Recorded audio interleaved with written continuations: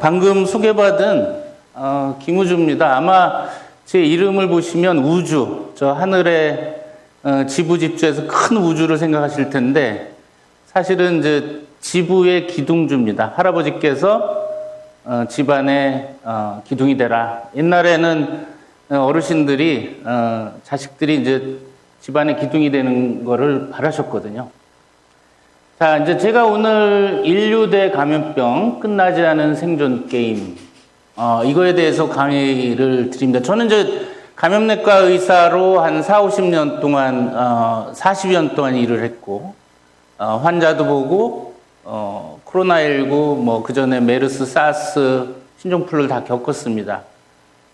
그러면서 의학자를 넘어서 이 감염병이라는 거는 한번 유행하면 사회, 경제, 정치, 문화 전 세계적인 우리가 코로나19 팬데믹을 겪으면서 여러분 또 비대면 강의를 받았고 제가 이제 2020년 코로나19가 발생하면서 고대의 끈끈한 전통이 깨지겠구나. 제 둘째 딸도 고대를 나왔는데 1학년, 2학년 때는 밤늦게까지 술 마시고 그 사회 교류 학과내에서 그 어떤 사회적 품성을 기르느라 바쁘시더라고요.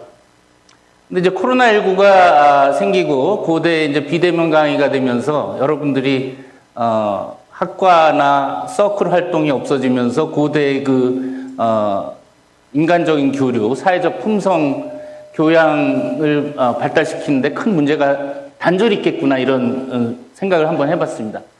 어쨌든 이 감염병이 터지면 개인이나 가족이나 사회나 국가나 전 세계에 큰 영향을 끼칩니다. 오늘은 원시인류가 700만 년 전에 지구상에 나타나서 700만 년 전부터 현재까지 감염병으로 인한 거의 대부분의 시기에 암흑기로 감염병에 피해를 입었고 1796년 제너가 우드 백신을 개발하면서 우리가 백신과 또 플레밍의 항생제 우리가 이제 감염병에 대한 승리를 이제 자축해왔는데 최근에 일어서는 이 신종감염병이나 항생제 내성 또 우리 인류의 그 미망 올바르지 못한 판단 이런 망각, 방심 이런 것들이 감염병의 대대적인 역습을 낳고 있다. 우리의 자각이 이성적인 자각, 과학적인 판단이 필요하다. 이런 메시지를 오늘 통시적으로 말씀드리고자 합니다. 자, 학생들 우리가 감염병과의 전쟁에서 승리했다고 생각하시는 분 한번 손 좀 들어보시죠. 여러분들 아주 현명한 판단을 하고 한 분도 승리했다는 분이 없는 거 보니까 이미 오늘 강의는 시작부터 여러분들이 어느 정도 파악하신 것 같습니다. 사실 그 감염병, 이게 전염병이라고 하죠. 전염이 되기 때문에. 그러니까 우리가 구석기 시대가 기원전 10,000년 전이고 신석기 시대, 그러니까 구석기 시대 때는 산과 들로 개별적으로 수렵 채집하면서 생존을 해왔던 겁니다. 그때 당시에는 아마 감염병이 개인적으로 발생했을지 모르지만 감염병보다 인류의 생명을 위협했던 것은 야생동물과의 싸움 그리고 낙상사고라든지 골절 이게 더 위협이었을 겁니다. 그렇지만 이제 기원전 8,000년 전부터 기원전 2,000년까지 신석기 시대가 되면서 사람들은 모여 살고 집단 거주를 하고 가축을 키우고 가축이라는 게 소와 돼지와 닭을 야생의 소나 돼지나 닭을 잡아서 모아서 가축 그 다음에 농사를 짓고 마을을 이루고 많은 사람들이 이제 식량 생산하고 인구가 폭발적으로 늘고 사회를 이루어지고 이러면서 이제 전염병이 돌기 시작한 겁니다. 신석기 시대. 그러니까 신석기 시대 이전에도 감염병이 있었지만은 이 사람들이 모여 살고 인구가 늘고 밀집도가 늘면서 전염병, 홍역, 뭐 천연두 이런 전염병이 그 가족 집단 내에서 퍼지고 어떻게 보면 문명의 발달 이기가 이런 또 전염병의 창궐을 일으킨 거죠. 그러니까 우리가 전염병 팬데믹은 지금으로부터 10,000년 전, 그러니까 기원전 8,000년이면 약 10,000년 전이죠. 그때부터 전염병 유행, 팬데믹이 시작이 된 겁니다. 신석기 시대, 사람들이 집단 거주하고 모여 살면서 농업도 하고 이러면서 밀접 접촉하면서 인류는 전염병이 돌면 원인도 모르고 속수무책으로 대부분의 시간을 이 전염병에 희생돼 왔던 거죠. 그래서 초기에 우리가 이제 기원전 8,000년부터 아까 얘기한 에드워드 제너가 1796년에 우두 백신으로 천연두 예방 백신을 개발한 어떻게 보면 과학의 승리고 최초의 감염병에 대한 승전보였던 거죠. 그래서 어떻게 보면은 거의 10,000년 동안 18세기까지는 전염병에 대해서 우리는 암흑기였던 겁니다. 이게 신의 저주다. 아니면 뭐 이런 소수의 그 사람들이 주는 벌이다. 두려움에 떨고 뭔지 몰랐죠. 나쁜 공기가 일으킨다. 그래서 인류 역사 우리가 이제 개별적으로 감염도 되지만 우리가 2020년 코로나19 팬데믹처럼 이 팬데믹의 역사를 보면 가장 인류한테 가장 피해를 줬던 것은 천연두, 두창입니다. 마마라고 그러죠. 큰 마마라고 하고 뭐 콜레라, 독감, 그다음에 1981년 시작된 에이즈로 지금 한 3천만 명이 죽었어요, 현재까지. 여러분들은 거의 인지를 못하고 있지만은 에이즈가 지금도 계속 유행하고 있습니다. 해결책이 치료제가 어떤 당뇨병 약처럼 평생 먹는 약이지 완치가 없기 때문이고, 그 다음에 이제 1990년 홍콩의 조류 독감, 2003년 사스, 2009년 신종플루, 멕시코 플루죠, 팬데믹. 그 다음에 우리가 2015년 메르스, 중동 사우디에서 메르스 코로나 바이러스, 그리고 코로나19, 이거는 2019년 12월 31일 날 중국 우한에서 시작된 사스 코로나 바이러스 2에 의한 21세기의 아주 21세기의 가장 큰 팬데믹이었습니다. 공식적으로는 7억 명 이상이 확진됐고, 지금 우리 전 세계 인구를 80억 정도라고 보잖아요. 한 10%가 공식적으로 감염됐고 2천만 명이 사망을 했습니다. 그러니까 21세기는 우리 과학의 시대고 전염병은 먼 과거 얘기라고 생각했는데 21세기 벽두부터 우린 코로나19라고 하는 전대미문의 팬데믹을 겪었던 것입니다. 뭐 우리가 이제 과거 이 인류 역사에서 이 감염병의 흔적을 찾아보자면 기원전 1400년에 이집트, 어떻게 보면 우리 인류 문명에 있어서 가장 오래된 문명이 이집트 문명인데, 여기 석비에 보면 여기 보면은 한 사람이 서 있는데 오른쪽 다리가 짧고 얇습니다. 왼쪽 다리는 정상인데, 우리는 감염병 전문인 이런 환자를 볼 때 여기 소아마비가 있구나. 폴리오 마일라티스라고 하는 소아마비 바이러스에 감염된 사람이 기원전 1400년에 이집트에 있었구나라는 걸 알 수가 있는 거죠. 우리가 이제 폴리오 바이러스에 걸리면 마비돼서 이렇게 휠체어 신세를 하고 신경마비가 오니까 근육이 위축이 됩니다. 그래서 이건 소아마비 환자다. 그다음에 람세스 5세라고 하는 이집트의 파라오는 얼굴에 곰보 자국이 이렇게 있습니다. 이건 천연두인 거죠. 여러분들은 아마 주변에서 보기 힘들지만 아마 70, 80세 중에도 곰보 자국 있는 분들을 드물게 볼 수 있어요. 유심히 보면 천연두를 어려서 알았다는 거죠. 그러니까 저는 의사 생활을 오래 했기 때문에 이렇게 얼굴을 보면은 이분이 만성 간경화가 있나? 만성 신부전이 있나?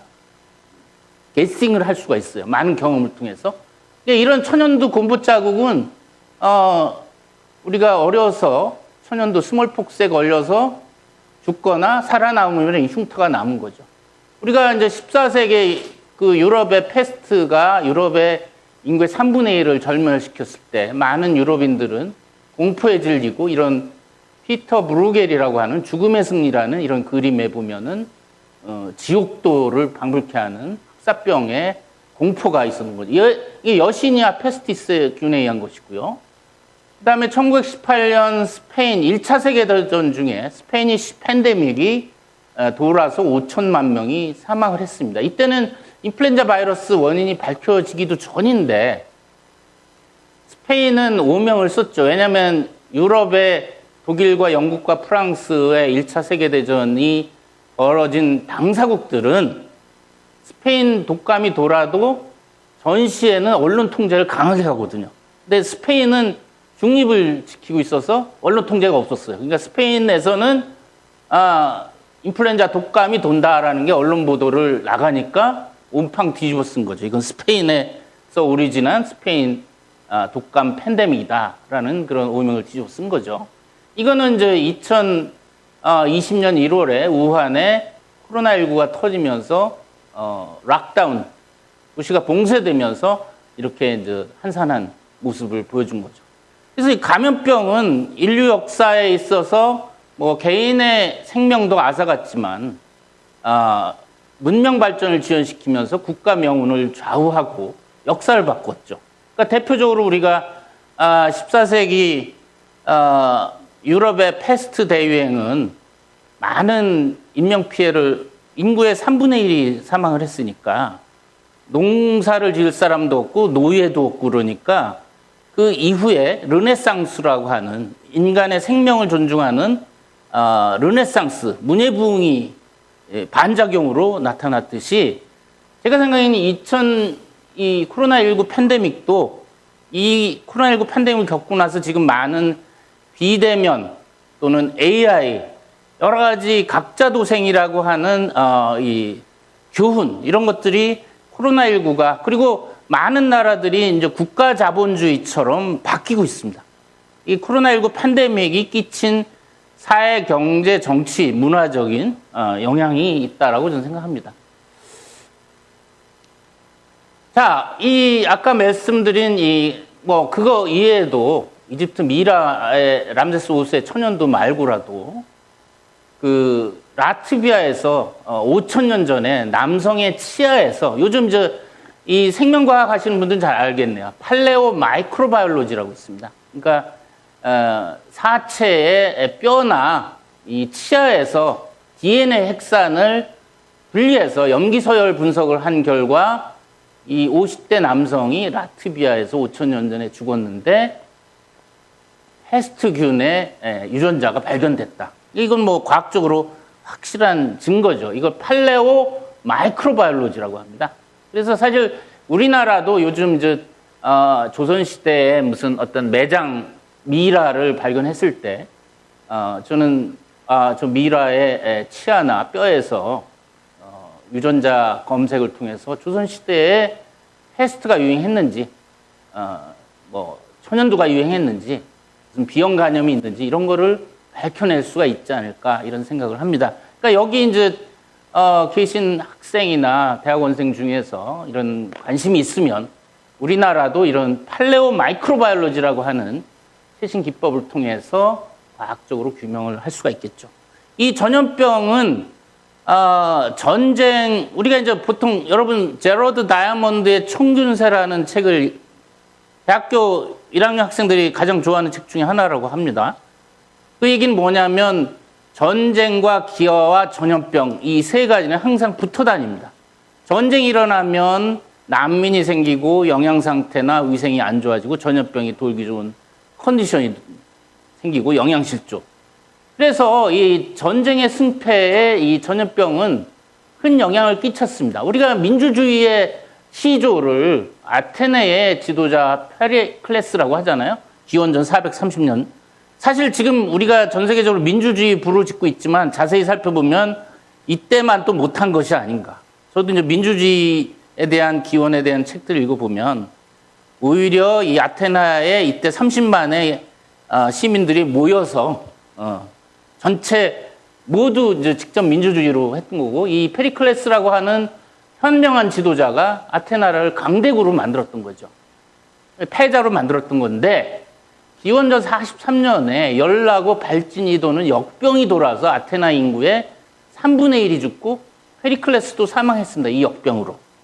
그 이후에 아테네의 몰락이 시작이 된 거죠. 스파르타에 패배하고 또 페르시아의 공격에 또 분열되고 하는. 그래서 이 아테네 역병이 지금 와서는 홍역인지 천연두인지 뭐 장티푸스인지 뭔지 모릅니다. 대부분 과거에 열이 나고 발진이 돋고 뭐 추움에 몸살로 죽었다 그러면 그게 이제 역병이거든요. 역병, 역질. 그렇지만은 그 이후에도 이 전쟁의 승패를 전염병이 가르는 경우가, 십자군 전쟁은 유럽에서 이스라엘, 지금의 팔레스타인 지역에 예루살렘을 탈환하기 위해서 기독교 군들이 갔는데, 7차 십자군 원정이 프랑스의 루이 9세가 이집트 나일강 삼각주에서 이집트 아이유브 왕조에서 패배를 했습니다. 왜냐하면 이제 이 이집트 나일강 삼각주에는 홍수가 나고 비가 많이 오고 모기가 많고, 그러니까 말라리아나 뭐 황열이나 뭐 그때 당시에 장티푸스나 이 병사들이 이런 이질 말라리아에 걸려서 대부분이 죽다 보니까 싸우지도 못하고 이 7차 십자군 전쟁은 원정은 실패로 끝났습니다. 그리고 뭐 하여튼 페스트, 또 신대륙의 천연두, 이거 에스파니아의 군대가 아즈텍 잉카를 정복할 때 600명의 군사를 가지고 아즈텍의 수백만 명을 무너뜨린 거는 이 총과 칼이 아니라 이 구대륙에 있는 천연두나 홍역, 매독을 퍼뜨려서 순식간에 퍼져서 이 인구가 죽다 보니까 이건 신이 보낸 사자다. 이거 싸우기도 전에 그냥 픽픽 쓰러지니까. 그래서 항복을 했던 것이죠. 그리고 뭐 나폴레옹이 1800년 초에 뭐 IT라든지 러시아 원정을 갔는데, 이 막강한 군사 육군 대국이 이 IT에서는 황열병으로, 또 러시아 모스크바까지 진군했다가 추위와 발진 티푸스로 50만 대군의 3분의 1이 죽었습니다. 이 발진 티푸스는 몸에 있는 이가 매개하는 티푸스균입니다. 굉장히 치명적이죠. 위생이 안 좋을 때. 우리나라도 1950년 한국전쟁 때 이 발진 티푸스가 돌았습니다. 여러분 옛날 영화나 옛날 뉴스를 보면은 한국전쟁 때 피난 가면은 주민들을 붙잡아서 미군들이 이 몸 안에다가 이 밀가루 같은 걸 뿌립니다. 디트라고 하는 살충제를. 그게 이제 이를 잡기 위한 거죠. 라이스죠. 바디 라이스라고 그래서. 그게 이제 발티푸스를 매게 하는데, 어쨌든 이런 전쟁의 승패에 이 전염병 유행이 큰 영향을 끼친 겁니다. 그러면 이게 이제 흥미로운 부분이, 어떤 역병이 돌고 사람들이 죽고 마을이 초토화되고 막 그러면 서양과 동양의 그 전염병 유행에 대한 인식이 좀 달랐던 것 같아요. 이게 굉장히 흥미로운 주제 중에 하나인데, 이 서양의 경우는 이제 페스트, 대표적으로 14세기 유럽에 페스트가 돌았을 때는 이거는 신의 징벌이다. 내가 뭔가 죄인이다. 하느님 분노와 심판으로 이 역병이 돌아서 우리가 죽는 거다. 여러분 이제 유럽 영화를 보면 이렇게 채찍질로 자기 등을 치지 않습니까? 내 잘못이다. 신을 분노케 했다. 이제 그렇게 이해하는 측면도 있었고, 또 한쪽에서는 나쁜 공기가 전염병을 퍼뜨린다. 이 썩은 물질에서 나오는 독성 증기가 악취가 병을 퍼뜨린다고 믿었다. 마이아즈마, 말리그넌트 에어, 악성 공기. 그러니까 이제 페스트가 돌면, 지금은 우리 알죠. 그때는 몰랐지만, 쥐가 열시니아 페스티스라는 균을 퍼뜨리고 그 가로 도시에 많은 사람이 걸려서 픽픽 쓰러지고 피토하고 죽고 팔다리가 시커멓게 썩어가지고 죽고 악취가 나니까, 저 악취가 이 전염병의 원인이다. 마이아즈마 세오리, 말리그넌트예요. 그러니까 아마 여러분들 2019년 말에 우한에서 사람들이 피토하고 길거리에 죽을 때 기자가 저한테 이게 진짜냐? 저는 진짜다라고 얘기를 했어요. 그때 이제 개질이 이제 시작했던 거거든요. 비슷한 상황이었던 거죠. 그 다음에 세 번째는 이건 슈퍼내추럴, 초자연적인 소양이다. 악마나 마녀나 유대인, 이런 소수, 그 파퓰레이션에 대한 이단자의, 기독교를 믿지 않는 이런 이단자의 음모론이다. 그래서 마녀 사냥이라는 현상들이 벌어지지 않습니까? 그러니까 뭐, 애꿎게 이제 마을의 이제 약자, 여성이나 유태인이나 뭐 이런 떠돌이한테 핑거 포인팅을 하는 거죠. 스케이프고트. 희생양을 찾는 거예요. 근데 여러분 2020년 코로나19 팬데믹이 생겼을 때도 비슷한 현상이 지금 21세기에도 특정 종파에 이 사람들이 퍼뜨렸다라는 것이 마녀 사냥처럼 언론에 회자가 됐어요. 상당히 저는 납득하기 어려웠는데 14세기 유럽의 마녀 사냥이 지금 코로나19 팬데믹 상황에서도 특정 교도들이 이걸 퍼뜨렸다. 대구에 뭐 이런 있지 않습니까? 지금도 비슷하게 이런 게 이루어졌다는 것이죠. 그래서 이때 당시에 유럽에서는 아까 얘기한 뭐 신의 분노니까 참회하고 금식하고 고행 또는 도망간다든지 이 마스크를 쓸 때 그 안에 이제 그 허브라든지 향이 나는 약초를 넣어서 나쁜 공기를 중화시키는 그런 역할도 했고 또 사혈, 피를 뽑는 거죠. 이거 다 이제 사실 치명적인 건데 전염병이 돌았는데 피를 더 사혈을 한다 이런 것들은 굉장히 위험한 거죠. 어쨌든 지금에 와서는 이성과 합리가 마비되고 광기와 절망이 퍼졌던 상황입니다. 그러니까 이해할 만하죠. 14세기 유럽에 항구에 배가 들어오고 그 다음에 이제 그 항구 도시에 있는 사람들이 막 전염병으로 죽어 넘어가니까 뭐 이해도 안 되고 공포와 두려움이 있었던 거죠. 자, 또 제가 이제 그 우리나라에서 이 전염병이 돌았을 때 어떤 기록들이 있었느냐. 우리가 비교적 이제 조선 시대에는 왕조실록이 있어가지고 왕조실록을 보면은 조선 시대 500년 동안 1455건의 전염병 유행 기록이 있습니다. 그러니까 뭐 대표적으로 이제 천연두, 마마, 스몰폭스죠, 장티푸스, 옌병이라고 하죠. 우리가 옌병할 놈, 저 못된 놈, 너 옌병할 놈 하면 아주 최악의 욕입니다, 여러분. 옌병할 놈. 그러니까 전염병에서 나온 옌병인데 그 의미는 뭐 장티푸스 뭐 이런 거를 의미하는 겁니다. 중종의 이제 평안도에 유행해서 25%가 걸렸다, 사망했다. 그 다음에 영조 1750년에는 독감이 돌았다. 20만 명이 죽었다. 호열자라는 거는 콜레라를 얘기합니다. 호랑이가 이 다리 근육을 찢어서 고통스럽다.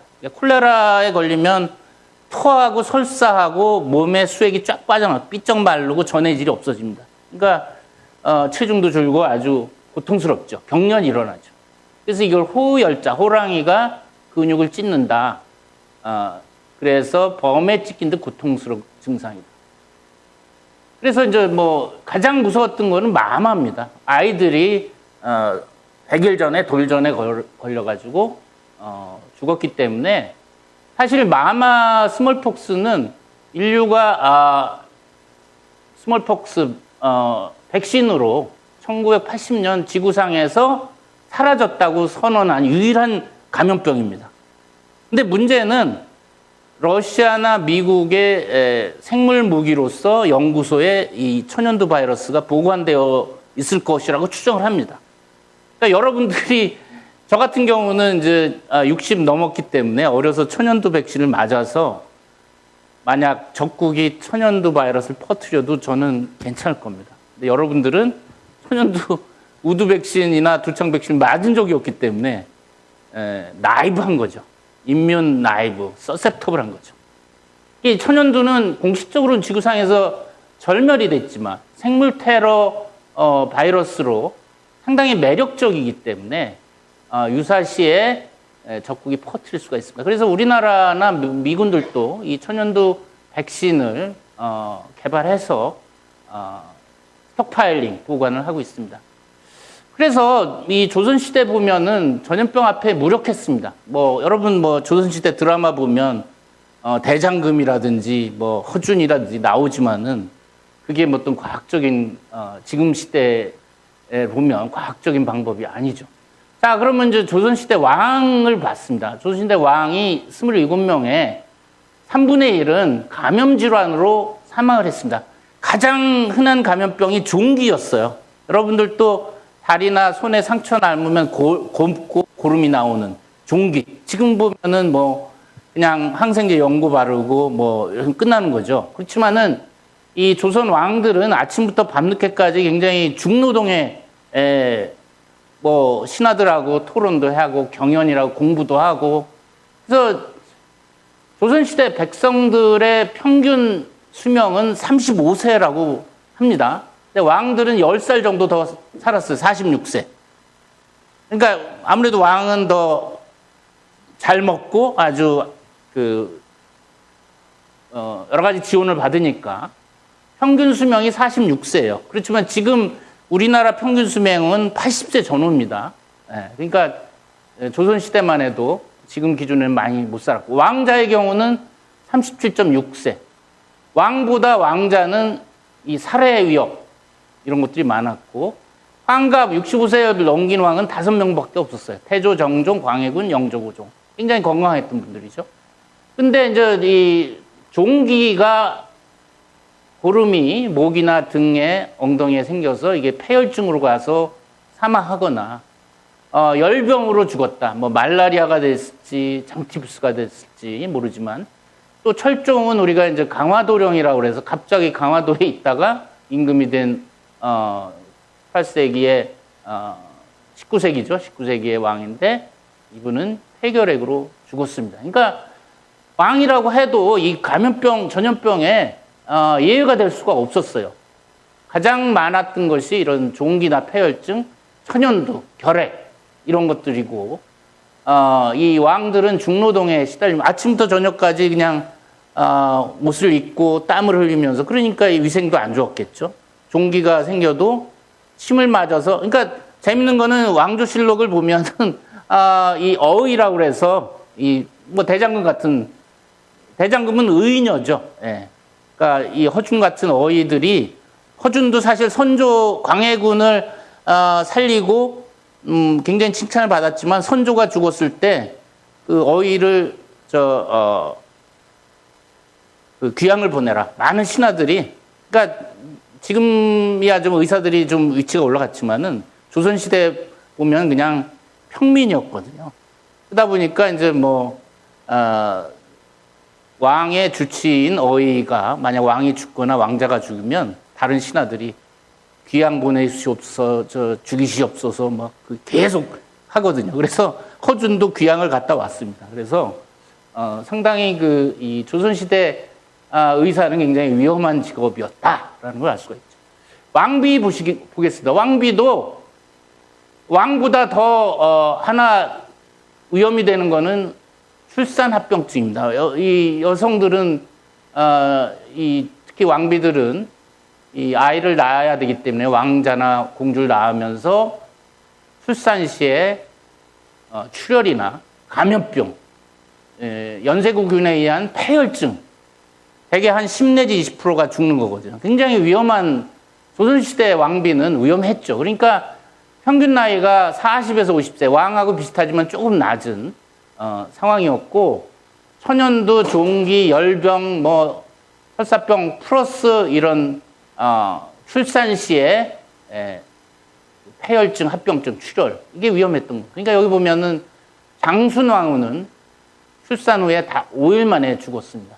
그리고 단종을 낳은 문종비, 현덕왕후는 단종을 낳고 그 다음날 죽었습니다. 분명히 출혈이나 폐혈증으로 죽었을 겁니다. 지금 우리 현대 과학으로 보면. 여기 중종비도 마찬가지죠. 그러니까 왕비의 삶은 화려해 보였지만 감염병 앞에서는 더 예의가 없었고, 이 왕보다 더 그 출산 후 감염 및 합병증이 이 모성 사망률을 높였기 때문에 더 위험한 직업이었던 거죠. 자, 왕자와 공주의 경우도 보면 아까 왕은 46세라고 그러는데 왕자의 전체 평균은 38세입니다. 왕자들은 더 위험한 게 뭐냐면 아까 뭐 종기나 폐혈증, 천연두 다 위험 똑같아요. 더 위험한 것은 여러분이 역사책을 보면 왕자 중에 누가 왕이 되면 그 형제들은 항상 불안에 떨어야 됩니다. 역모에 휘말리거나 본인이 역모를 하는 경우도 있고 세조처럼 성공하는 경우도 있지만은 실패하는 경우 죽어야 되고 자기는 가만히 있는데 누가 저기 왕으로 떠받들다가 걸려서 죽으면 이런 그 살해와 사약의 위험이 추가적으로 있었던 거죠. 왕자들은. 그리고 공주들도 마찬가지로 출산 후 합병증, 출혈 이런 걸로 위험이 더 있었던 거죠. 자, 대표적으로 우리가 여러분이 좋아하는 다산정약용. 다산정약용 아시죠? 네. 그러니까 여기 남양주에 두물머리 가다 보면 제가 좋아하는 실사구시 실학학자고 상당히 존경하는 다산정약용입니다. 다산정약용의 비극적인 가정사. 이 정조가 굉장히 총애했고 1801년 정조가 죽으면서 이 정조의 사랑을 듬뿍 받다 보니까 이분은 이제 남인이었죠. 다른 노론으로부터 공격을 많이 받아서 18년 동안 유배를 가 있었습니다. 저기 장기하고 강진에 가 있었는데 정약용의 그 아이는 9명이었는데 6남 3녀였는데 3분의 2, 66%가 5명은 천연두, 장녀는 조산 후유증, 6명이 죽었습니다. 그러니까 3분의 2니까 66%의 치명률인 겁니다. 이게 정약용은 그래도 그 양반이고 어느 정도 집안이 있는데 평민의 경우는 더 치명률이 높았겠죠. 아이들 열에 7, 8명 죽는 거는 보통이었죠. 그래서 정약용의 여러분도 나중에 강진의 여행을 가다 보면 그 다산초당도 가보시고 거기 이제 지금 관광지로 해놨습니다. 그래서 정약용이 많은 책을 썼어요.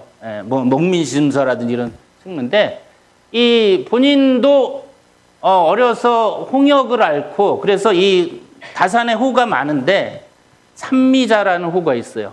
그러니까 이 오른쪽 눈썹에 홍역을 앓고 나서 이 눈썹이 세 조각이 났어요. 흉터로.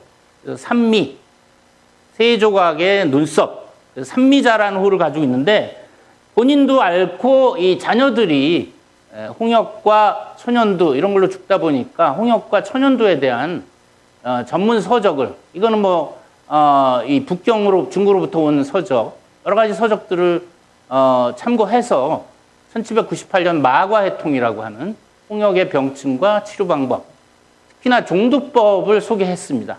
그러니까 상당히 여러분이 수원 화성에 거중기로 해서 화성을 짓는데 정조를 도왔다 이런 것도 있고 업적이 많습니다. 굉장히 오래 살으셨고 건강하셨고 그래서 이분이 한 400~500권의 책을 썼다고 그래서 난 천재다 그렇게 생각해서 강진의 다산초당을 가봤더니 다산초당이 있고 옆에 비슷한 크기의 초당이 있는데 여기에 제자들이 20~30명이 모여서 다산 스승으로부터 공부를 했는데 다산정약용이 아이디어를 내서 야 이런 책 이렇게 읽어가지고 너 이렇게 정리해봐. 그럼 내가 그걸 리뷰해서 책을 쓸게. 그러니까 그 옆에 이제 그 제자들이 쭉 있었던 거죠. 여러분 아마 대학원생 비슷했던 것 같아요. 그래서 이해가 됐습니다. 이 정약용이 다산초당에서 수많은 책을 썼는데 혼자 쓴 게 아니다. 옆에 대학원생들을 데리고서 이렇게 이제 큰 그림을 주고 야 이거 리뷰해서 이렇게 써봐 이렇게 해서 짜집기해서 책을 쓴 것 같았습니다. 어쨌든 이분은 다방면에 저는 여러분 레오나르도 다빈치 알잖아요. 그림도 그리고 과학책도 쓰고 한국의 레오나르도 다빈치라고 저는 생각합니다. 자, 그래서 지금 조선 시대는 이 백일잔치, 돌잔치가 굉장히 중요했어요. 지금이야 저도 손주들 돌잔치, 백일잔치 하면은 가족들이 모여서 조촐하게 사진 찍고 SNS 올리고 이쁘게 하고 여기다가 청진기도 갖다 놓고 여기 방망이도 판사 방망이도 같은 뭐 먼저 집나 하나의 그냥 재미로 하는 거잖아요. 그렇지만 조선시대의 백일잔치 돌잔치는 진짜 심각했습니다. 왜냐하면 100일 넘기기도 어렵고 1살 돌점이 어려웠거든요. 왜냐하면 그 전에 천연두나 홍역이나 뭐 여러 가지 콜레라나 이질이나 장티푸스 영아 사망률이 70%. 아까 다산 정약육은 66%였잖아요. 아이들이 3분의 2가 죽었잖아요. 70%가 죽었어요. 그러니까 여러분들이 이제 백설기를 백일잔치에 올려놓으면 이건 100일까지 100세까지 장수하라는 기원으로 백설기를 갖다는 겁니다. 여러분 백설기 먹을 때 내가 100세까지 살 수 있겠구나 희망을 하면서 백설기를 드시기로 하고, 수수팥떡은 액막이라는 겁니다. 액을 막아주는. 그리고 인절미는 끈기 있는 삶. 여러분 인절미 먹다 보면 뭐 입안에 붙고 그냥 손에 붙고 엉망이잖아요. 그러니까 여러분 인절미 먹을 때 나 끈기 있게 살아야겠구나 이런 생각을 한번 해보시라고요. 무지개떡은 소원성취라고 합니다. 그래서 이런 백일잔치 하면서 마을, 뭐 가족뿐만 아니라 마을 전체에 논아주게 되죠. 돌잔치는 더 성스럽죠. 1년까지 생존을 했으니까. 사실 1년을 넘게 살면은 그 이후에 살 확률이 더 높은 거죠. 첫돌까지 생존한 아이는 하늘이 도운 존재다. 그래서 돌잡이, 뭐 여러 가지 복장 이런 거를 하는 거죠. 그래서 지금은 뭐 백일잔치, 돌잔치 거의 신경 안 쓰고 그냥 조촐하게 가족 내에서 그냥 기념사진 찍고 이쁘게 사진 찍고 SNS 올리고 뭐 가볍게 지나가는 거 아닙니까? 그렇지만은 조선시대에는 이건 심각했다. 여러분들이, 우리 조상들이 이런 백일잔치, 돌잔치를 생존을, 서바이벌 축하하고 장수기원을 했다는 거죠. 여러분들이 이제 커플이 되면 100일, 365일 그 기념하는 것도 그런 의미이지 않나 싶기도 하네요. 갑자기 그런 생각이 드네. 우리 커플이 100일을 서바이브 했구나. 뭐 그런 생각이 드네요. 조선시대에도 전염병이 전쟁의 역사를 바꿨습니다. 전염병은 보이지가 않지 않습니까? 여러분들이 코로나19 때도 여러분들 뭐 아무 죄도 안 졌는데 갑자기 열나고 기침하고 코로나. 여러분 중에도 코로나 걸린 사람이 대부분 많이 있을 겁니다. 두세 번 걸린 사람도 있고. 그러니까 보이지 않는 적이죠. 임진왜란 때도 이 7년 전쟁이라고 하죠. 1592년부터 98년까지 뭐 이순신 장군의 그 보고서를 보면은 이 수군의 30-40%가 뭐 장티푸스나 뭐 역병으로 죽었다. 그러니 뭐 이게 제대로 싸울 수가 있겠습니까? 이건 뭐 조선군뿐 아니라 일본군, 명나라 군사도 마찬가지였겠죠.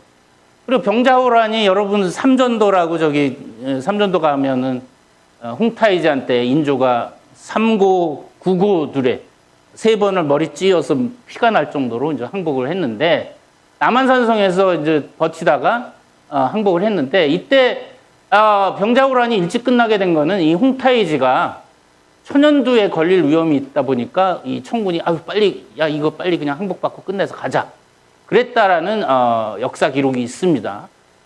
이때 당시에 뭐 소의 우역도 유행하고 그래서 여러 가지 전염병이 돌고 민심이 흉흉하다 보니까 병자호란을 그렇게 빨리 종결하게 됐지 않냐 이런 얘기도 있습니다. 어쨌든 우리나라도 유럽 못지않게 전염병은 전쟁과 기화와 이런 같이 왔었다는 거죠. 이 전쟁의 승패까지 영향을 끼쳤다는 것이죠. 자, 그러면 아까 유럽에서 전염병이 돌면 그 인식이 신의 분노다, 아니면 나쁜 공기다, 어떤 음모론, 유대인이나 마녀소행이다 이렇게 생각했는데, 조선시대는 달리 생각했어요. 조선시대는 역질, 역병이라고 했는데 공식적으로는 여귀의 재앙이다. 이 여귀라는 거는 무주고혼이라는 거예요. 여러분 한자 말이 좀 어려울 수가 있는데, 여러분들이 가족 어르신이 돌아가시면 제사도 지내고 공식적으로 하지 않았습니까? 근데 이제 무주고혼이라는 거는 떠돌이처럼 아무 연고 없이 죽은 사람들이 떠돌아다니면서 원한을 품어서 전염병이 돈다. 이 귀신이 장난이다. 이렇게 생각을 했던 거죠.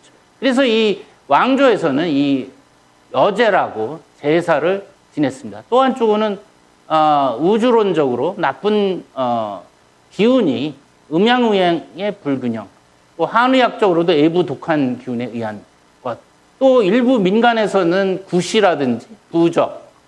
여러분 아마 이제 이 미아리나 이렇게 뭐 지방 가다 보면 여기 이제 뭐 무슨 암 해가지고 이제 하얀 깃발하고 빨간 깃발이 두 개가 이렇게 붙어 있는, 내걸려 있는 걸 알 수가 있어요. 그게 무슨 의미가 있는지 아시죠? 빨간 깃발은 이제 점을 치는 집이고, 빨간 깃발은, 그러니까 하얀 깃발은 점을 치는 거고, 빨간 깃발은 굿을 하는 겁니다. 그러니까 점과 굿을 같이 하면 그 두 개가 있는 거고, 점만 치면 하얀 깃발인 겁니다. 그러니까 점을 쳐서 당신 애기 걸렸으니까 굿을 해서 풀어라. 500만 원 내놔라. 굿하자. 이렇게 되는 거죠. 그러니까 이제 지금도 곳곳에 이런 게 있는데, 이거는 뭐 조선시대부터 있었던 거라는 거죠. 근데 어쨌든 이 조선시대의 공식적인 왕조의 인식은 이 제사를 받지 못해 살아있는 사람에게 화를 입히는 귀신, 여귀, 원한이 있는 이 사람들이, 여러분 이제 불교에서는 돌아가시면 49일 동안 이 중음 세계에서 떠돌아다니다가 49일째 가서 그 다음 생을 뭐 극락이든 지옥이든 뭐 돼지가 되든 소가 되든 그 다음 생을 받거든요. 49일째. 그러니까 49일째에 제사를 성대하게 하는 거죠. 좋은 생을 받아라. 윤회하는 거니까. 이제 유교적인, 이거는 이제 조선시대 1401년에 이제 이 여제라는 거는 조선시대는 유학을 받아들였기 때문에 명나라의 제도를 데려온 게 이 여제입니다. 그래서 우리나라에 이제 한성뿐만 아니라 서울뿐만 아니라 전국의 현하고 부에는 이 향교도 있고 사직단도 있고 이 여제단이 다 있습니다. 그래서 우리나라 이 서울의 한성의 여제단은 여기는 이제 북악터널 지나서 여기 지금 상명대학교 박물관 바로 위쪽에 이 여제단이라는 거 있었습니다. 이게 북단이라고도 하고요. 그래서 이 여제단은 이제 왕조에서 1년에 한 번 또는 3번 제사를 지냅니다. 제사를 받지 못하는 무주고혼 또는 역병을 일으키는 귀신한테 제사를 지내서 그 한을 풀어서 액땜을 하고 전염병을 다스려달라고 왕조에서, 지방에서는 지방의 헌감이나 혈령이나 수령들이 이 제사를 지내는 거죠. 그래서 이 조선시대 전염병은 어떤 이 무주고원과 같은 여귀, 귀신의 억울한 죽음으로 유행한다. 그러니까 아까 유럽하고는 다르죠. 유럽은 신의 분노, 나쁜 공기, 또 그 소수의 그 어떤 희생양 이런 분들한테 돌렸던 반면에 유교적인 관점에서는 이 무주고혼. 그러니까 어떻게 보면 이거는 지금도 그렇지만은 뭐 전염병이 돌고 사회가 흉흉하면 이거 통치자의 잘못이다. 그러니까 조선시대는 특히나 임금들이 더 조신하고 술도 금하고 했던 것이죠. 그 내 탓이로 하면서. 그러니까 이런 이 무주고혼 여제를 지낸다는 거는 왕조의 백성들한테 이제 무마하는 정치적 통치 행위였던 겁니다. 지금 전염병이 도는데 왕이 이렇게 노력해서 여귀를 달래서 전염병을 다스리고 있다. 공식적인 보여주기죠. 일종의 여론전인 거죠. 네. 크게 다른 바가 없는 겁니다. 그래서 이런 여단이라는 거를 이제 해놓고, 여기 보면 아까 얘기한 무주고혼, 여기 보면 수재나 화재와 도적 때문에 죽은 사람, 담장이나 지붕에 깔려 죽은 사람, 벌레나 짐승에 물려 죽은 사람, 떨어져 죽은 사람, 벼락 맞아 죽은 사람, 죽어서 자식이 없는 사람. 그러니까 제사 지내줄 자손이 없는 사람이라는 거예요.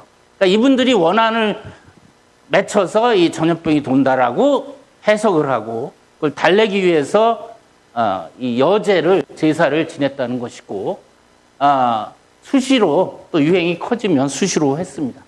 자, 지금 좀 뭐 암흑기가 굉장히 길게 설명이 됐는데, 기원전 8000년 아니면 뭐 700만 년 전 원시인류 시작부터 1796년 18세기까지는 뭐 제너의 우드 백신이나 또 플레밍의 항생제나 또 파스테르의 전염병은 미생물이 원인이다, 이런 과학적인 규명이 되기 전까지의 암흑기에 어떤 일이 벌어졌냐.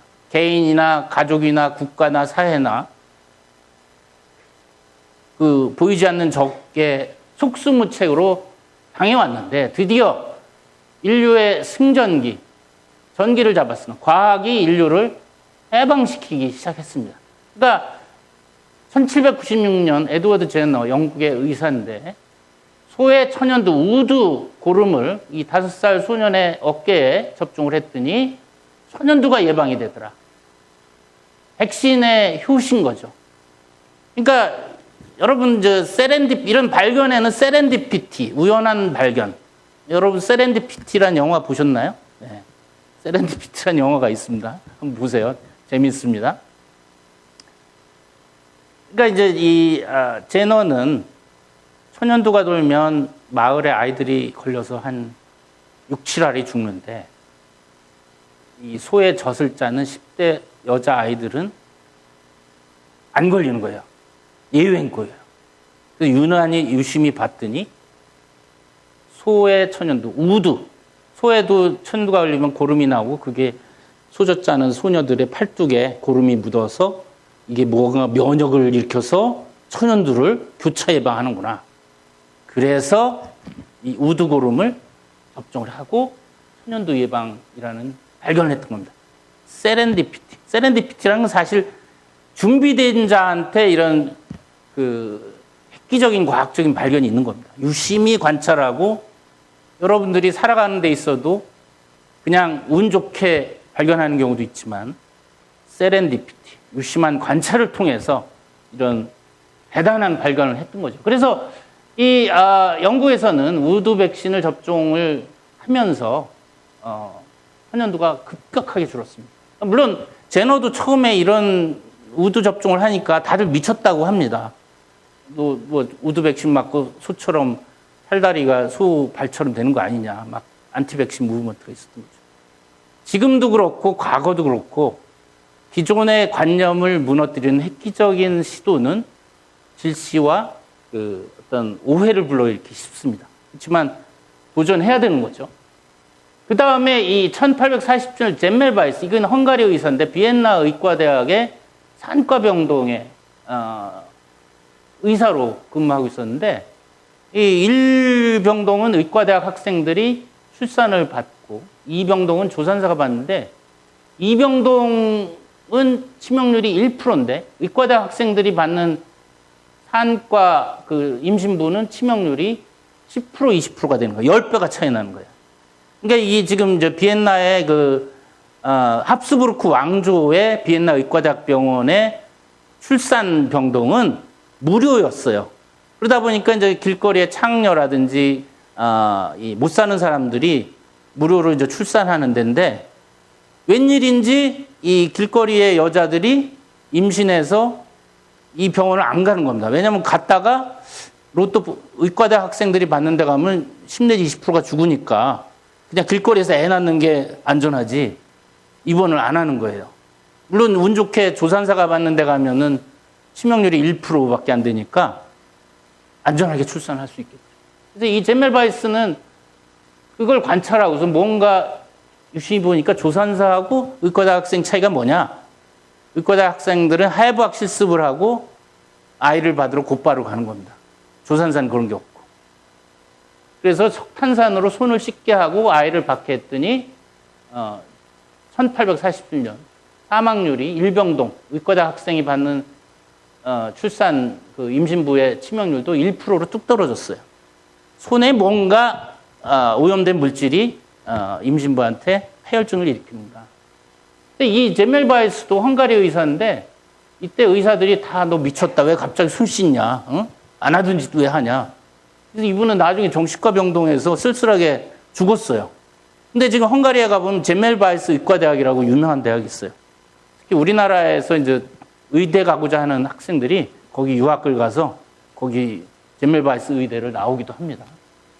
그 다음에 이제 파스테르하고 이제 독일의 코흐는 이 전염병은 미생물이 오염이 돼서 미생물이 원인이다라는 걸 밝혔습니다. 획기적인 발견이죠. 우리가 원인을 모르고 신의 분노다, 나쁜 공기다 하던 것이 이거 미생물이 원인이야, 이 전염병은. 니들 잘못이 아니야. 신의 분노도 아니야. 나쁜 무기도 아니야. 이건 썩어서 생긴 거야. 이건 획기적인 우리 코페르니쿠스적 전환인 거죠. 코페르니쿠스도 이 지동설을 주장했다 얼마나 그 욕을 받습니까? 네. 그러니까 항상 이런 기존의 통념을 깨는 혁신적인 아이디어는 항상 반발과 질시와 고통을 주기 마련입니다. 뭐 그렇다고 해서 여러분들한테 제가 기존의 통념을 엇박자 나서 하라는 걸 부추기는 건 아닙니다.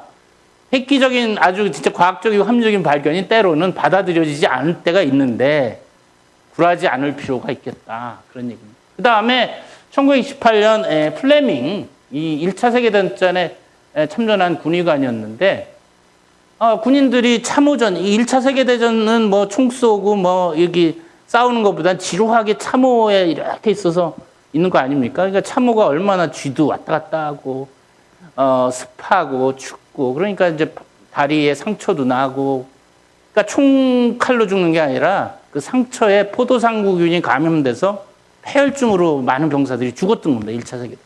그래서 1차 세계대전 마치고 영국의 이제 의과대학 병원에 와서 이제 실험을 하는데 이걸 이제 페트리데시라고 합니다. 동그란 페트리데시. 아가 한천 배지에다가 포도상구균을 이렇게 발라놓고 균 실험을 하는 건데 한여름에 여름 휴가를 갔다 오면서 이 창가에 이 페트리데시를 쌓아놓고 갔다 와서 열어보니까 이 놀라운 곰팡이가 가운데 떡 피면서 이 포도상구균이 가운데가 녹습니다. 이 곰팡이 주변에. 포도상구균을 죽이는 항생물질이 곰팡이에서 나온다. 페니실리움 노나툼이라는 곰팡이에서 항생물질이 나온다. 그래서 페니실린을 발견했고 이걸 대량 합성해서 2차 세계대전 때는 2차 세계대전 병사 폐혈증을 치료해서 많은 병사들이 집으로 갈 수 있었다. 페니실린 때문에. 라이프 매거진이 나온 사진이죠. 획기적인 거죠. 그러니까 뭐 이제 이 페니실린 발견한 이 플레밍의 에피소드도 우연한 발견이죠. 세렌디피티고. 여러분들이 열심히 공부하고 뭐 교수님의 지도하에 막 연구하다가 안 될 때는 휴가 내고 놀다 보면 이런 또 획기적인 발견이 있을 수가 있어요. 그러니까 여러분들이 죽어라 공부하지 말고 때로 이렇게 벤틸레이션 하고 오면은 이런 기적이 일어날 수 있다는 거죠. 근데 이 플레밍도 1928년에 이 발견을, 페니실 발견을 의학협회 영국 의사회에서 발표했는데 다들 관심이 없는 거예요. 딴청비고 뭐야 뭐. 그래서 처음에는 내가 잘못 발견했나 이렇게 생각을 하기도 했는데 우리가 대단한 발견이 항상 환영만 받는 것은 아니다. 근데 나중에 이제 대량 생산하면서 이게 2차 세계대전 때 많은 병사들을 집으로 안전하게 갈 수 있게 했다. 그러니까 이런 분들이 감염병에 대한 백신 항생제 개발과 또 미생물 원인이라는 것을 밝혀냈는데 이런 거는 헌신적인 과학자의 인류에 대한 사랑, 통찰, 도전적인 실험 정신에서 비롯됐다라고 할 수가 있습니다. 예, 뭐 아까 얘기한 백신 제너 이후에 백신들 아까 얘기한 천연두 우드 백신이 천연두 박멸을 1980년 세계 보건기구는 박멸을 선언했습니다. 그 이외에도 소아마비, 홍역, 디프테리아, 어린이 전염병이죠. 여러분, 우리나라는 어린이 국가예방접종이라서 18종을 무료로 접종을 합니다. 홍역, 볼거리, 풍진, 뭐 디프테리아, 파상풍, 뭐 그다음 인유도 여러분이 12살 때 중학교 때 인유도종 HPV 백신 맞았을 겁니다. 자궁경부암 백신. 그래서 지금 여러분들은 과거처럼 그렇게 어렸을 때 위험을 겪지 않고도 건강하게 성장을 할 수 있었습니다. 항생제 내성도 이제 백신으로 우리가 억제할 수 있었고, 항생제 손 씻기, 이건 아까 얘기한 에드워드 젠멜바였습니다. 손 씻기의 위대함은 이제 여러분 뭐 코로나 때도 그렇고 독감 돌면 손 씻기 자주 하세요. 기침 에티켓 하세요. 마스크 착용하세요. 왜냐하면 손으로 음식을 조리하고 손으로 화장실 가고 손으로 악수하고 손으로 이렇게 기침 에티켓하고 손에 온갖 병균이 항상 오염될 수밖에 없어요. 뭐 지하철, 버스, 손잡이 그 앞에 간 사람이 묻혀놓을 수도 있는 거거든요. 그러니까 이제 손 씻기 자주 하라는 거죠. 기본이다. 예. 근데 이런 손 씻기의 중요성을 아까 잼멜 바이스가 발견했을 때 사람들은 다 미친 짓이다 그랬던 거죠. 지금도 이제 손 씻기 실천율이 그리 높지가 않은데 2024년에 우리나라의 손 씻기 실천율이 비누 사용한 손 씻기 실천율은 32%, 올바른 손 씻기는 10%. 그러니까 우리가 손 씻기 할 때 20초 정도 그 손 씻기 어떻게 하는 거 있지 않습니까? 깍지 끼고 뭐 긁고 뭐 하는 거. 제대로 하는 사람은 10명 중에 1명밖에 안 된다. 그래서 백신은 질병을 막고 항생제는 생명을 구하며 손 씻기는 감염을 끊습니다. 이 세 가지 인류 건강 혁명의 3대 축입니다. 그럼 아까 얘기한 제너, 제멜 바이스 이외에도 플로렌스 나이팅게일, 존 스노우, 뭐 리스터, 이 옛날에는 수술하고 거의 50%가 죽었어요. 수술을. 근데 이 리스터라는 영국 의사가 이 석탄산으로 수술 기구나 수술실 공기를 소독하고 나서 수술 후에 사망률이 현저히 줄었습니다. 그에도 많은 과학적 기술의 소아마비 백신, 뭐 스트레토마이신, 뭐 이런 것들이 많이 19세기, 20세기에 발견이 될 겁니다. 뭐 언급하고자 하면 이 나이팅게일은 영국의 이제 간호사인데 1853년에 여기 지금 러우 전쟁, 러시아 우크라이나 전쟁하고 지금 우크라이나 땅이었던 러시아가 이 크림반도를 병합을 했지 않습니까? 이 크림반도에서 러시아와 튀르키예, 지금 튀르키예하고 전쟁을 하는데 영국과 프랑스가 튀르키예에 참전해서 이 크림반도에서 전쟁이 일어났어요. 그러니까 영국은 항상 러시아를 견제하거든요. 이 러시아는 이제 부동항을 얻기 위해서 남쪽으로 계속 오고 영국은 이걸 막기 위해서 튀르키예, 프랑스와 함께 여기서 크림 전쟁이 일어났는데 이 이제 나이팅게일이 이 전쟁터에 병동을 가봤더니 뭐 총 맞고 칼 맞고 이런 병사들이 누워 있는데 그 병동 자체가 지도 왔다 갔다 하고 뭐 오염돼 있고 피도 흘리고 고름이 낭자하고 공기는 환기는 안 돼 있고 이 병원 자체가 엉망이었던 거예요. 그래서 나이팅게일은 자원봉사자와 함께 청결, 세탁하고 환기하고 린넨 깨끗하게 하고 소독하고 그 위생만 깨끗하게 했더니 이 병사의 사망률이 40%에서 2%까지 줄었던 겁니다. 그러니까 기본적인 위생 조치, 세탁, 환기, 소독, 배수, 쥐를 잡는 거 이런 기본적인 위생 조치만으로도 사망률이 대폭 감소했죠. 그래서 이 나이팅게일이 발견이라는 게 사실 지금 와서는 당연한 거 아니야 그랬지만은 그때 당시에는 획기적이었던 것이죠. 그래서 이 전투력을 유지해서 영국군이 이길 수 있게 해줬던 것이죠. 그리고 뭐 근세에도 이 감염병은 과학적인 대응으로 전쟁의 판도를 바꾼 사례들이 많이 있습니다. 2차 대전 때 이제 지금 미국하고 일본이 싸우는데 이 남태평양의 그 섬에서 과달카날 전투 이런 데서는 일본군하고 미군이 치열하게 싸웠던 거거든요. 미군은 말라리아 약, 모기 차단, 뭐 이 모기장, 장티푸스 백신, 항생제 썼지만 일본군은 그런 게 없었어요. 그러니까 전투력이 병사들이 전염병으로 죽고 전투력이 약화되다 보니까 이 과달카날 전투에서 패배할 수밖에 없었죠. 한국 전쟁 때도 마찬가지입니다. 아까 얘기한 1950년 한국 전쟁 당시에도 발진티푸스나 천연두, 뭐 말라리아 여러 가지 유행성 출혈열 이런 것도 유행했었는데 백신 접종과 위생을 강화한 유엔군은 전투력을 유지할 수가 있었던 거죠. 근데 베트남전에서는 미군이 실패했는데 베트남이 뭐 말라리아가 유행하는 지역인데 이 군인들이 예방약을 먹기를 주저했습니다. 뭐 일주일에 한 번씩 이렇게 먹는 거. 우리나라도 사실 이 포천, 연천 이쪽에 보면 DMZ에 3.1열 말라리아 유행 지역이 있어요. 거기에 있는 군인들은 말라리아 여름철에 예방약을 먹습니다. 안 먹는 사병들이 있어요. 일주일에 월요일 날 모아놓고 소대장이 말라리아 약을, 예방약을 줍니다. 근데 입에 넣었다가 이제 돌아서면 뱉는 거죠. 그런 친구들 중에 일부는 제대하고 나서 말라리아에 걸려서 우리 같은 의사한테 옵니다. 물어보면은 잘 안 먹었다는 거죠. 왜 안 먹었냐? 그거를, 그 말라리아 약을 먹으면 그 기능을 약화시킨다. 그래서 안 먹는다는 거예요. 루머인지 아니면 먹지 않으려고 이제 핑계를 댄 건지 모르겠지만 그런 사례가 우리나라도 있습니다. 그러니까 미군이 이제 베트남전에서 이런 말라리아 예방약 복용을 권고했지만 컴플라이언스 그걸 따르지 않으면 아무 소용이 없는 겁니다. 그래서 이 감염병에 대한 대응이 현대전에서도 전쟁의 승패를 가르는 보이지 않는 병기라는 거죠. 자, 이 백신 항생제 손 씻기 위생은 평균 수명을 그 전에 한 35세로 봤거든요. 우리 인류의 평균. 근데 지금 70세, 80세까지 올라갔죠. 거의 더블. 물론 이제 백신 항생제 위생뿐만 아니라 산업혁명이나 경제 발전으로 영양 상태도 좋아지고 전반적으로 위생도 좋아지고 이것도 평균 수명을 연장하는데 분명히 영향을 끼쳤죠. 그렇지만 백신 항생제 이런 위생은 아주 핵심적인 평균 수명 향상에 영향을 끼쳤고, 이건 이제 미국에서 인구 10만 명당 1900년부터 2000년까지 인구 10만 명당 사망률을 보면 이렇게 현저히 줄었습니다.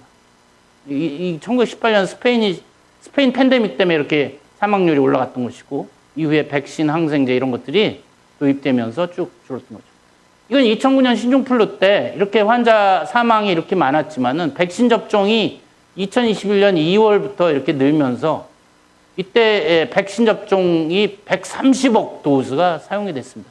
그러니까 인구 78억 정도면 한 명에 한 두 번 정도 접종을 받은 거죠. 그래서 이 백신 접종으로 집단 면역이 형성되고 유행이 줄고 사망 환자가 줄면서 3년 반 만에 2023년 5월에 팬데믹 종식을 선언을 했던 거죠.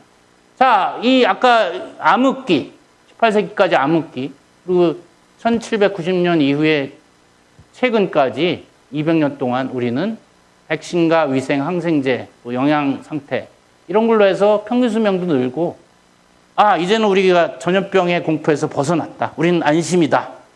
승전기였죠. 승리의 빵빠레를 울렸던 200년이었습니다.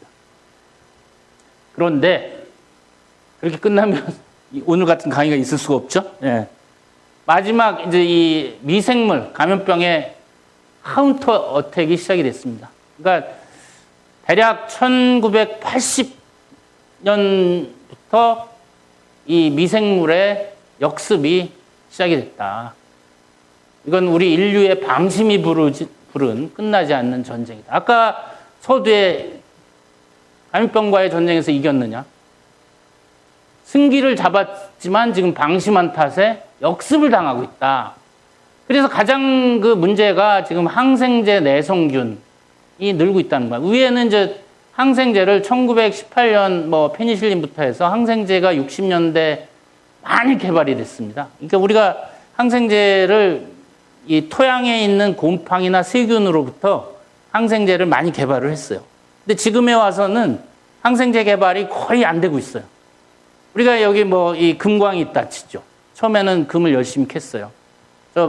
지하 1000m까지 가서 패고 없는 거예요. 금광이 고갈이 됐어. 이 항생제 개발의 그 소스가 고갈이 됐어요. 그런데 밑에 항생제 내성은 계속 악화일로입니다. 우리가 항생제를 남용하고 함부로 쓰고 모용하고 바이러스 감염병에 바이러스 감기에 항생제 효과 없거든요. 쓰고. 그러다 보니까 지금 항생제 내성이 전 세계적인 현상이 돼서 세계보건기구는 2050년도에 항생제 내성으로 매년 1000만 명이 줄 것이라고 하는 예측을 내놨어요. 또 하나는 신종 및 재출현 감염병이 과거에는 3 내지 5년에 하나였는데 지금은 1년에 서너 개가 나옵니다. 1981년에 메티실 냉성 포도상구균, 그 다음에 83년에 에이즈. 그래서 신종이라는 거는 최초로 인체 감염을 일으킨 게 신종 감염병이고 재출현은 과거에 유행했다가 줄어들었다가 다시 나타난 겁니다. 지금 우리가 이제 댕기, 동남아 가면 댕기열이 많이 있는데 댕기가 거기 풍토병이고 줄어들었다가 최근에 지구온난화가 되면서 댕기열 환자가 늘고 있습니다. 이건 재출현 감염병이죠. 사실 말라리아 하면 학질이라고 하잖아요. 과거에 조선시대도 있었고 학을 띈다. 저놈의 새끼 날 괴롭혀서 꼴보기도 싫다. 학을 띈다란 말이 그 학질, 말라리아에서 나온 거예요. 말라리아에 걸리면 하루 걸러서 이렇게 덜덜덜 떱니다. 침상이 그냥 울렁울렁 할 정도로. 굉장히 고통스럽습니다. 그래서 우리가 학을 띈다. 쟤 학을 띄어. 쟤 피해야지. 그런 친구들이 있나요? 요즘엔 없겠지만. 그래서 학질도 이제 그런 연원이 있는 겁니다. 어원이. 그래서 항생제 내성과 신종암병이 쌍두마차로 지금 미생물의 역습이 시작이 된 겁니다. 이 상당수가 사실은 앤스로포제닉이에요. 앤스로포제닉은 뭐는 인위적이다. 사람이 불러들인 거다. 항생제 내성과 지금 이 신종감염병, 제추능감염병은 인류가 불러온 거다. 왜? 항생제를 남용하고 오용하고 또 손 씻기나 소독 이런 거 소홀히 하고 또 이 농촌에서는 닭이나 오리나 돼지 키울 때, 소 키울 때 항생제를 사료에 넣어줍니다. 그러면 병이 안 걸리고 10%, 20% 체중이 더 나가서 생산량이 늘어납니다. 사실 사람에서 쓰는 항생제를 쓰면 안 되거든요. 그리고 요즘 제약회사가 가장 신약 개발에 힘을 쏟는 데가 뭔가요? 비만약이죠. 예, 오늘 또 뭐 릴리라든지 국내 무슨 회사가 비만약 개발한다고 그래서 막 주가가 오르는데 이런 항생제 개발 안 합니다. 요즘 백신에. 저희 제약회사들이. 돈이 안 되거든요. 개발해도 내성이 생기고 짧게 써야 되고 쓰면 뭐 쓰지 말라고 그러고. 그리고 전 세계적으로 이제 여행을 통해서 항생제 내성이 퍼집니다. 그리고 미생물도 살아남기 위해서 항생제에 대해서 내성을 항생제를 파괴하거나 항생제가 붙지 못하게 하거나 미생물의 대사를 바꿔가지고 항생제 효과를 무력화시킵니다. 근데 많은 부분 인위적이라는 거죠. 앤스로포제닉. 사람이 잘못을 했기 때문에 이런 것들이 생긴다는 거죠. 또 안 하거나. 예. 또 신종감염병은 뭐냐? 기후변화, 도시 집중. 지금 인구의 80, 90%가 대도시에 삽니다. 위생도 안 좋고, 그 다음에 정글을 탐험하고 정글을 파괴하고 농장을 만들고 전 세계적으로 여행을 하고 무역을 하고. 휴먼 비헤이비어 체인. 여러분 행동 바꾸기 힘들잖아요. 여러분 뭐 부모님부터 잔소리 많이 들었지만 말 안 듣잖아요. 죽어도 안 듣잖아요. 그러다가 나중에 이제 결혼해서 자식 하면서 똑같은 걸 겪는데 손 씻기 해라, 기침에 특히 해라, 이거 안 바뀝니다. 그리고 이런 공중보건에 대한 투자가 소홀해집니다. 그래서 항생제 내성 슈퍼박테리아라는 거는 뭐 치료제가 없거나 한두 개밖에 없는 건데 대표적으로 이런 것들이 있어요. 메틸실 내성 황색포도상구균, 뭐 CR이라는 것도 있고 다제내성 결핵균. 뭐 OECD에서 다제내성 결핵균 사망 1위 뭐 이런 것들이 우리나라가 오명을 쓰고 있지 않습니까?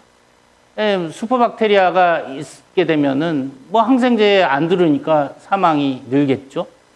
그리고 병원 내 특히나 이제 여러분들이 뭐 요양병원, 요양원 가면 고령자들 위생도 안 좋고 거기 슈퍼박테리아가 많습니다. 그리고 이런 뭐 해결책 항생제를 현명하게 쓰자. 엔티바이오틱 스튜어드십. 근데 이게 다 사실 어떻게 보면은 궁여지책입니다. 연구 개발하라고 그러는데 새로운 항생제를 정부가 돈을 내든지 해야 되는데 정부는 지금 문제가 안 되면 문제 삼지 않고 투자 않는다. 문제가 되면 그때가 어떻게 보면 참 비극스러운 얘기인데 그렇다는 거고. 환경변화, 기후변화 이런 거 우리가 뭐 지금 많이 그래도 이제 바뀌고 있지만은 뭐 그 화석연료, 뭐 석유나 그 석탄 이런 사용을 줄이고 뭐 친환경으로 바뀌고 있지 않습니까? 제가 사는 이제 지방의 저희 도시도 거기 제철소가 있다 보니까 항상 뿌옇고 매연이 심하고 공기가 안 좋아요. 예. 그런 걸 보면서 이 환경 변화를 실감하고 있고 여러분들도 뭐 등교하다 보면은 공기가 안 좋고 이 미세먼지 이런 거 보지 않습니까? 이런 것들이 안 좋은 영향을 끼치겠죠. 뭐 슈퍼박테리아 뭐 감염되고 죽고 또 비용도 많이 들고 의료 시스템 붕괴되고 사회적 불안정 있고 이게 쉽지가 않은 문제죠. 자, 그래서 이 신종감염병은 아까도 이제 잠시 보여줬지만은 1980년부터 어떻게 보면 이 감염병의 역습이 시작됐다. 그 중에 신종감염병이 대표적인 게 1983년 에이즈, 현재까지 한 3천만 명이 죽었습니다. 그리고 1986년에 광우병. 여러분들은 뭐 아마 모르실 텐데 1900 90년대 말에 이제 광우병 사태 때문에 우리나라도 난리가 났었죠. 97년 홍콩의 조류 독감, 그다음에 2009년 멕시코에서 온 신종플루, 그다음에 2015년에 이제 중동 메르스 웃기 증후군, 2014년 에볼라, 최근에 2019년 사스, 지금 미국의 젖소 농장에서는 조류 독감이 돌고 있습니다. 그다음에 원숭이 두창. 이건 뭐 우리나라도 이제 뭐 해외여행 가서 걸려가지고 오는 분들이 있는데 이렇게 신종 및 제추용 감염병이 계속 나타나고 있는 겁니다. 이것들이 어떤 미생물의 역습, 반격인 거죠. 이 발생한 지역도 보면 전 세계에 다 퍼져 있습니다. 뭐 특히 아프리카 정글 이런 데에서 일종의 판도라 상자다. 정글 밀림에서 신종병원체, 대표적으로 박쥐라든지 이런 데서 신종병원체가 많이 출현합니다. 종간 전파를 통해서 인체 감염이 되고 사람 간 전파가 돼서 지역사회에 이렇게 확산되는 거죠. 우리가 2019년 코로나19도 우한의 그 수산물 시장에서 박쥐로부터 중간에 이제 천상갑이라는 동물 통해서 사람으로 전파돼서 75%가 매개체, 그러니까 모기나 찐득이 매개체 또는 동물과 사람이 교류하는 인수공통 감염병이라는 거죠. 이게 이제 문제인 겁니다. 사람에서만 생기는 감염병은 사람을 백신 접종을 하면 절멸이 될 수가 있지만은 인수공통 감염병은 동물에서도 계속 병원체가 있기 때문에 근절이 어려운 거예요. 네. 자, 아까 얘기한 뭐 이런 팬데믹, 최근에 우리가 코로나19는 한 3천만 명이 죽었다고 했지 않습니까? 사실 21세기 하면 우리가 전염병 팬데믹은 생각하기 어려운데 2020년 코로나19 팬데믹은 쇼킹했던 거죠. 그럼 이걸로 끝난 거냐?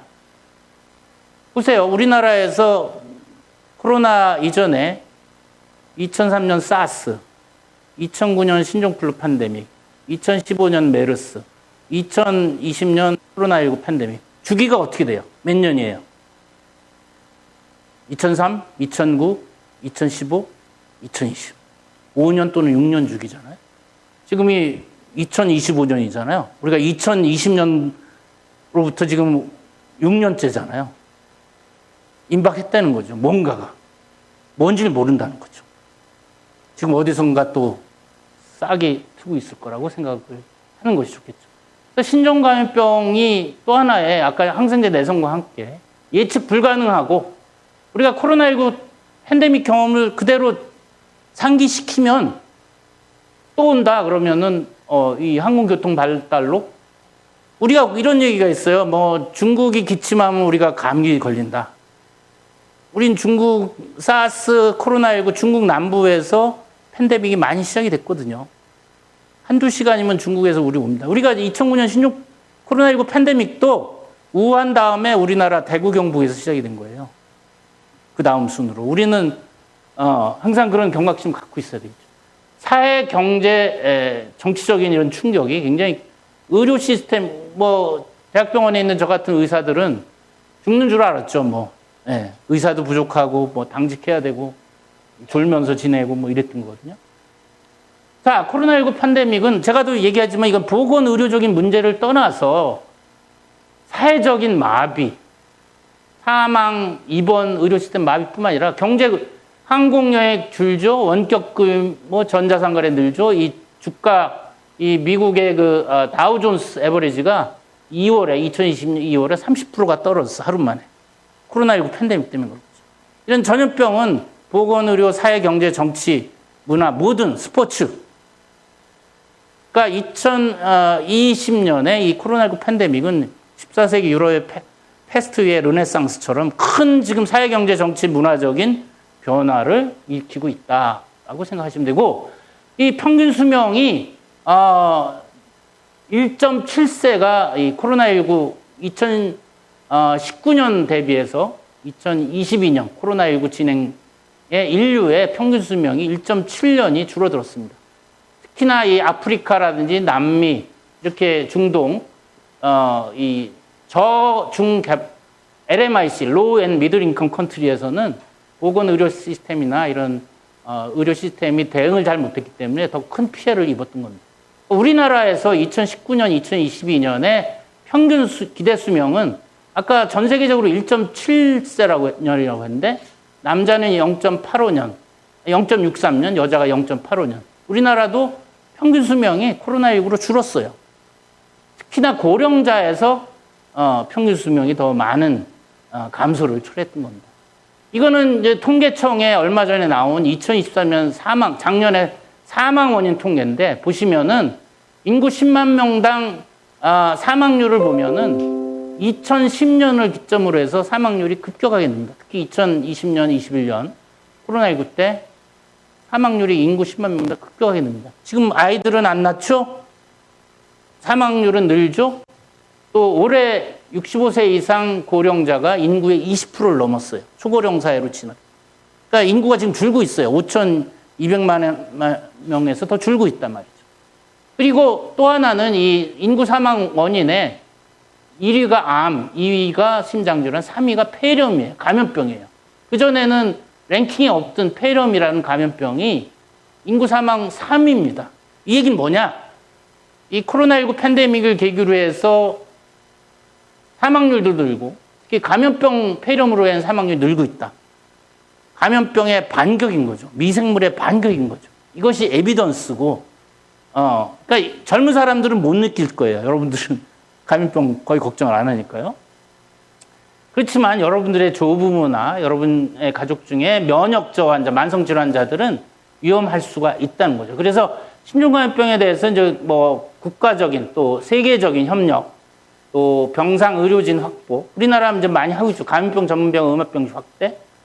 제일 문제가 시민교육과 행동변화입니다. 이게 제일 문제인 거예요. 우리 감염병 대응이 뭐 저희 같은 의료진이나 공무원이 대응도 중요하지만은 시민 개개인의 손 씻기 마스크 착용, 또 잘못된 정보 차단, 이런 것도 굉장히 중요하다는 거죠. 지금 마지막으로 지금 우리가 항생제 내성 신종감염병, 거기에 더해서 세 번째가 21세기 과학 패러독스, 음모론, 불신, 인포데믹, 미망의 불합리한 결정의 팬데믹이 같이 되고 있는 거예요. 지금 이제 이 홍역 백신을 맞으면 오티즘이 생긴다고 하는 영국의 의사 앤드루 웨이크필드라는 사람이 있었는데, 란셋 논문이 1998년에 실렸지만 10년 뒤에 취소가 되고 영국 의사 자격이 박탈됐습니다. 홍역 백신과 오티즘 관련이 없는데 이런 잘못된 연구가 실렸고, 지금 미국의 이 로버트 케네디 주니어 보건복지부 장관도 대표적으로 안티백스어죠. 이 빌 게이츠가 얼마 전에 우리나라 유퀴즈에 나와서 이렇게 인터뷰를 했는데, 이거 보지는 않았지만 기사를 밑에 댓글 보니까 빌 게이츠 네가 코로나19 바이러스를 퍼뜨려가지고 팬데믹 일으킨 거 아니냐.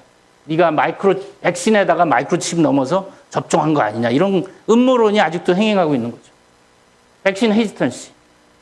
그래서 우리가 백신, 항생제, 위생이라고 하는 과학의 발견과 그 기술로 우리가 생명도 보존할 수 있고 수명, 건강한 사회가 됐지만, 이런 미망, 무지와 불신, 또 여러 가지 인포데믹, 이런 미망의 확산은 우리 자체에서 벌어지고 있는 이런 역설인 거죠. 감염병 암흑기로 스스로 해결하는 선택 아닐까. 우리가 과학의 시대에 과학을 믿고 잘 실천해야 되는데, 역설적으로 지금 신종감염병, 항생제 내성, 이런 인포데믹, 이 퍼지는 인위적인 역할을 하고 있다.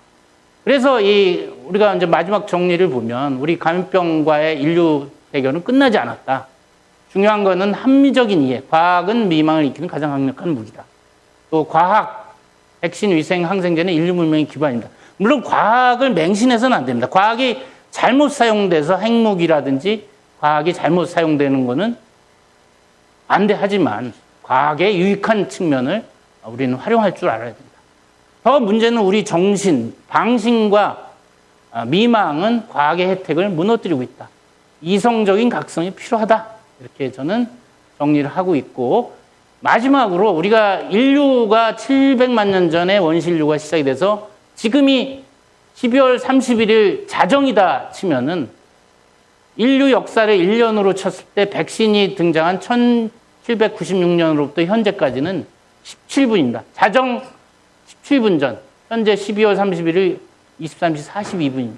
고작 17분만 우리가 감염병에 대한 승리라고 불렀고, 우리가 여러 가지 아까 방심과 미망이 감염병 암흑기로 또 회귀할 수 있는 단초가 될 수 있다.